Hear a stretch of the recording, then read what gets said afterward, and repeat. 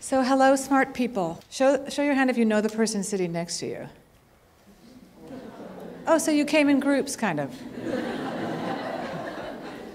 Did you guys raise your hands? Okay, good. Okay, so how many are from Asia region? Great. How many from Africa region? Yay! How many from Europe? Okay, you guys are less than I thought, actually, of Europeans. How many from North America? You guys got a special ring when you raised your hands. Let's try that again. How many from North America? We didn't get it that time. How many from Southern and Latin America? Yay! All right, well, it's neat to see. Did I leave out any region? I guess it kind of depends on how you... Australia, did someone say Australia? How many from Australia? Oh, we do. Good day. All right, well, what a neat, diverse group that we have. As Ava mentioned, my name is Chanel Hall. On Thanksgiving Day, I celebrate 19 years with UNICEF. Yay!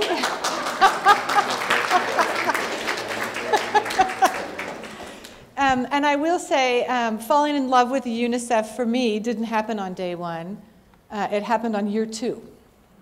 But I joined UNICEF after being in the private sector, so working for a company for almost 10 years, so 9.5 years. And I went to school in Southern California, and my university was near to South Central Los Angeles. So I started doing work from university with kids and was a tutor to kids in Compton and South Central LA for years, and then started to do programs with them.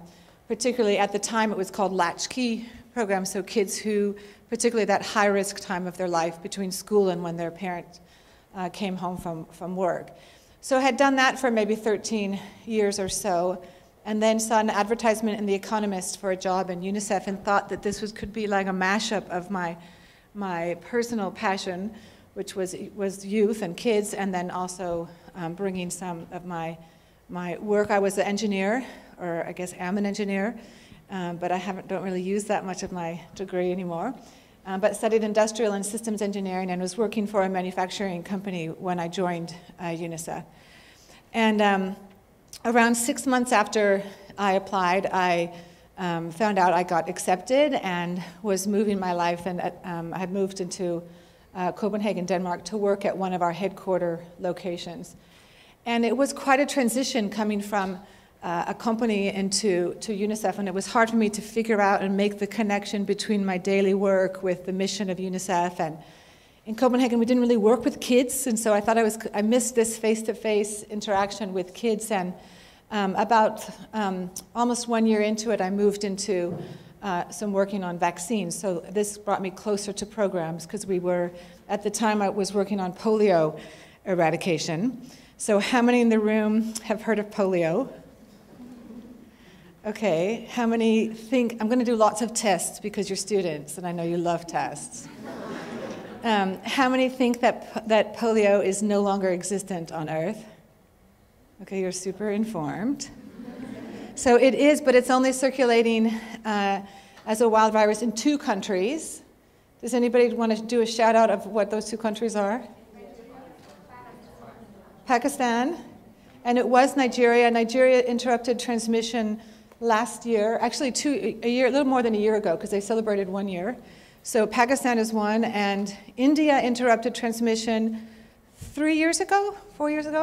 I'm looking for Ava. Ava's our polio expert. Here, just kidding. So the other one borders Pakistan? Afghanistan, yeah. But pretty amazing feat, and UNICEF has been very involved in trying to basically virus hunt that disease, and it's complex, but we're getting close.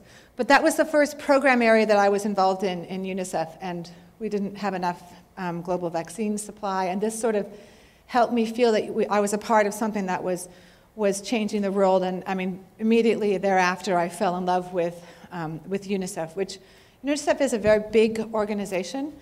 We are located, as you heard in the video, in 190 countries. We have, I forget the exact statistic, 356 offices, and the majority of them are at the subnational level in countries. We have around 15,000 staff, and 85% of them at least are located in these country programs. So we're big, but we're really geographically dispersed, which makes it quite exciting and very, very networked, and also, just super inspiring because of all the places that we are working. UNICEF was founded in 1947 as a part of post-World War II, and basically UNICEF was part of the international community feeding displaced children and refugee children after World War II. And so actually with the refugee crisis in Europe, I think last year we were at some events where we hadn't seen the number of refugee children in Europe that large since post-World War II. So it was kind of shocking that in this modern day where we're sort of coming full circle. But UNICEF started really at a practical level of helping feed and nourish children post-World War II. And I think it was 1953 where it was decided that there should be an organization that is committed to helping children, not only in a humanitarian situation, so an emergency situation, but just also in their daily lives. And so we began to become a more regular part of the United Nations. And at the time, we were called the International Children's Emergency Fund, and we weren't spoke of as our acronym, that now we're UNICEF. We have the same acronym, but of course we work in humanitarian and development contexts. And we do that basically because we're a UN body. We do that at the permission and agreement with national governments. So where we work in all of these countries, we take a review of what is the situation of children, and I'll talk about on what parameters in a minute, but we look at the evidence base. What are the statistics around their under 5 child survival? What are the statistics around school enrollment, primary, secondary, etc.? What is the situation around their protection from exploitation, from abuse, etc.? We look at all of these situations and then agree with the government what are the priority areas that UNICEF should work in, what are the goals that we want to achieve for children, and who else is working in country that can come alongside, or we can come alongside them to help bring this change for children. And we put together a plan with the government and with partners, and then we look at what money is needed to do that, and some of that money already is a part of UNICEF budget, and some of it we have to fundraise for. And that is how it gets decided what does UNICEF do. And it's super important because when you look at the world, there are so many needs. And it's hard to figure out how our priorities set. But that process is tried to be evidence-based, and of course our ambition for children is always greater than what the resources are. But working with the government gives us the permission to really go into the most remote locations and try to bring change for children. And we bring change for children through a number of different means. Sometimes it's very practical, so we buy vaccines and bring them in country. Sometimes we work with the government to train their health workers so they improve services to children, or maybe we help train teachers so they improve teaching, or maybe we build schools, or maybe we work with the government on developing legislation that all children need to be protected from exploitation on a certain area, and then work with them on how to get that legislation into action, kind of in district by district. So we really do different things also based on the situation of children. So that is always our starting point. But we have a couple of broader areas where we are working, and we call this definition comes from what we call our strategic plan, which is a super exciting term within UNICEF, but doesn't translate well outside of UNICEF. But anyway, I'm supposed to talk to you about our strategic plan. But what it basically is, in short, is over the period 2018 to 2021, what is our ambition for children? And what do we want to hold ourselves account to help achieve for children? And we went through a long process of consulting with governments and NGOs and children themselves about what that should be. And of course, all of it is done in the context of the SDGs, the Sustainable Development Goals, and the targets that all member states agreed to for what should be the change for the world between now and 2030. So our strategic plan is within that time frame. So we try to have the change that we desire as a contribution to that, since all member states have already agreed to that. And our change for children kind of can be put into a few buckets. The first one is we want children to survive and thrive. And this gets into, we want children to, the long history of UNICEF's work is on reducing the number of children under the age of 5 that die from preventable causes. And the world has made huge gains on this. It almost has halved in a decade the number of children that die unnecessarily because they didn't have access to a vaccine, an antibiotic, safe water. But we still have children that are left behind. In addition to that, we not only want them to survive past the age of 5, which is really children's most vulnerable age in terms of health, but we want them to thrive. And we want them to thrive because we've given them early childhood development so that they've been nurtured as children, and we want their health needs to be considered beyond the age of 5. And we have specific targets that we pursue in that. For example, we want, I think 90 more million children to be born under safe birth settings. So we have very explicit indicators that we have in our publicly available results matrix, is what we call it. Again, because we want to hold ourselves account to pursue that. Then we have the next bucket of work, if I can call it that, is on education, so that every child learns. And for many years, the world has made huge progress on getting children into primary school. And the enrollment rate in primary school globally is above, okay, I'm going to ask, this is going to be another test. It'll be A, B, or C. I kind of give it away because I was excited about the figure, but pretend you didn't hear that. Okay, so A is below 30%, B is between 30 and 80%, and C is over 80%. So A, B, or C, how many children are enrolled in primary school globally? Okay, A, B, C, which is pretty amazing, right? And I mean, a lot of what we see, it is C. A lot of what we see is the narrative of the world right now, for many good reasons, is quite negative. And year in and year out, it's hard to see, is development having impact? Is it bringing change? And we all wonder that as staff, and many people that we work alongside also wonder, is the situation for children changing? And in fact, because we're collecting data with governments and with partners on the situation of children, so that we know what the situation is, we know whether or not positive change is happening. And on under 5 child mortality and on primary school enrollment, there has been huge gains made. Where we haven't made gains is secondary enrollment. And also that's also where we start to see girls dropping out more, because in the primary school we also see pretty strong gender parity. So the same number of girls and boys are in school. Secondary school gets into other issues such as, just cultures and who does chores at home. Also gets into whether a school has menstrual hygiene management available for girls. So there are many different cultural and ultimately practical bottlenecks that can prevent a girl from continuing in secondary school. So our strategic plan for the next period really focuses on continuing to focus on the quality of learning of primary school, but also the quality and increase in enrollment for secondary.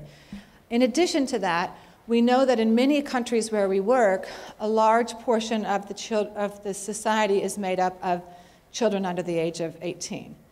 And secondary school is still, the enrollment is low, and we aren't necessarily equipping children and youth, so children including adolescents, with life skills. So we're also trying to come up with life skill coursework and learning so that even outside of school or in school, we're equipping children, including adolescents, to become productive parts of their society and citizens.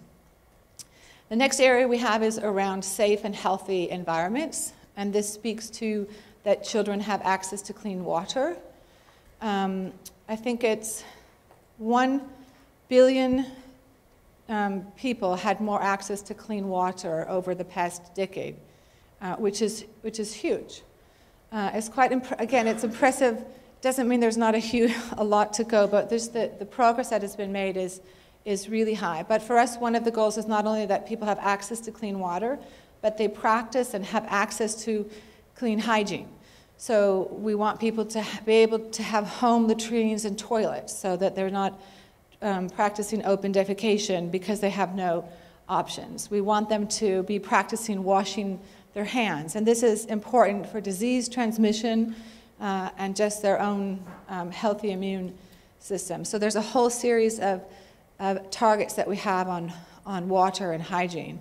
And then on top of that, we get into issues of safety. So we want societies to be resilient for shocks due to climate change or natural disasters, and et cetera. So we have a series of targets that we're trying to do. So across the line, whatever we're doing, that societies and systems are resilient.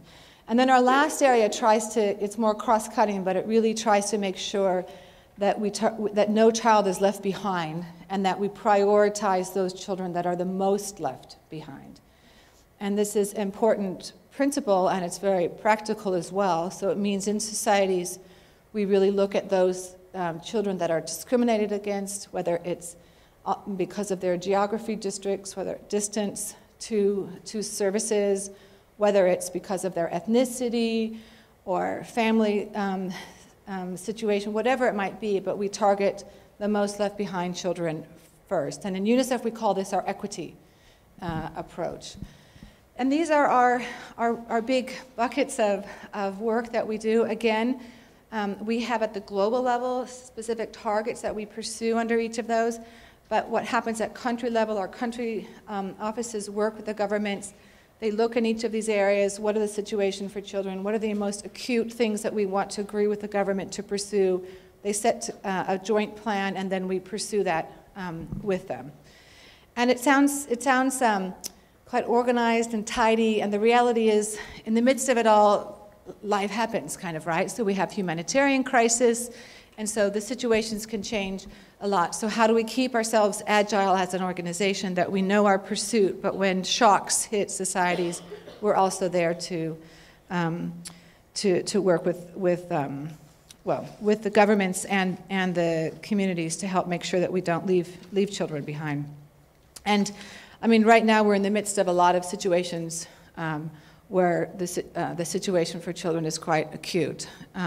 Kind of the most current humanitarian crisis is what's happened with the Rohingya people who have left Rakhine State in Myanmar and moved into Bangladesh in an area called Cox's Bazar.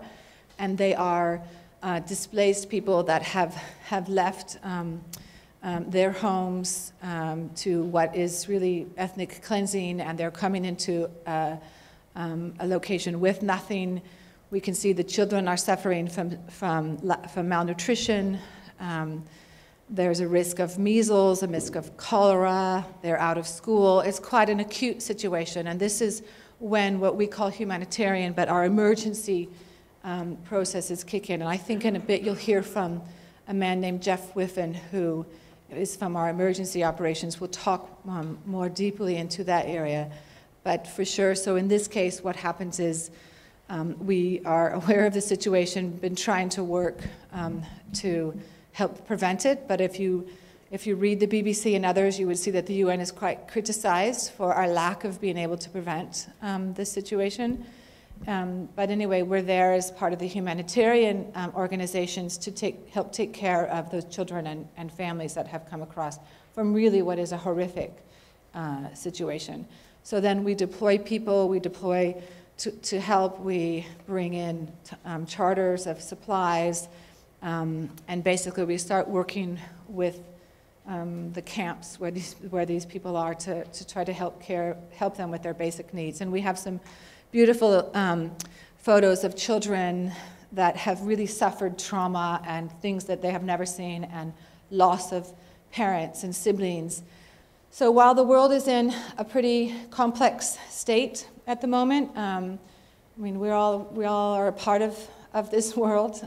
The discussion on nuclear issues, the complexities in the Middle East, these humanitarian crises. For a while, we saw the world really getting strong economic growth, and that has changed. We have this internet that keeps us all connected, but we can see increasingly it doesn't feel like it's necessarily being used for good. So there's a lot of complexities. There's the dark web that we're also aware of. So in the midst of all this, what UNICEF tries to do is to keep focus on the child. And we try to not be political, because we don't want to lose our access to children. So we will speak out about children and their situations, and we will do so in a way that helps us not lose access to those children, since that is our main purpose. And many of us may have political views and all kinds of different thoughts, but we're quite precise on making sure that we keep our mission on children, and we don't want to harm our access to children. So that's a bit on what we do at the higher levels, and you'll meet some people who are going to go into some of these areas in more depth. I will say that even at these moments when it's very tough to see the situation that children are facing, there's always moments of joy and great stories as well. And again, if we take a few steps back, we can see that the world, in terms of children, is really making progress for good. And that is what we keep our pursuit, so that we know that we're needed more than ever, and that we want to continue to not only achieve positive change for children at the current rate, but even more so, so that they can pursue their lives, be healthy, and help them grow up to change the world in a positive way, because they have really received an education and survived the many shocks and thrived and been into really exciting, productive citizens themselves. So that's us in a nutshell. I could do a few more quizzes, but maybe before that we'll do some Q&A if you want. Otherwise, I'll start giving you more tests.